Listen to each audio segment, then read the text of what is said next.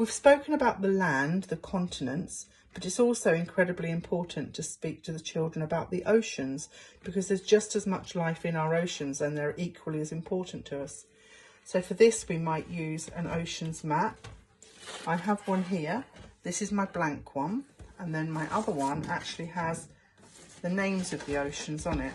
And there's also a song to help you remember these, so we can sing this too. There are five oceans, oceans, Pacific and Atlantic, Indian and Arctic, southern too, southern too. There are five oceans, oceans, Pacific and Atlantic, Indian and Arctic, southern too, southern too. So with this activity, the children would lay out the maps side by side, and then in a little pot, we would have the labels cut carefully, and then you take them and you match them to the correct ocean on our blank map, one at a time.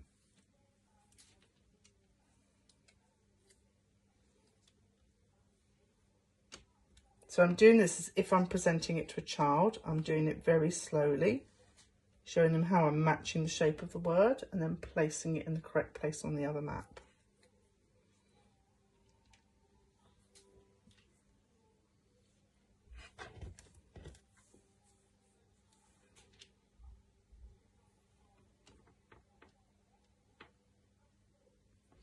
So the aim is eventually, after you've presented these to children, that all of these activities would sit on your cultural shelf.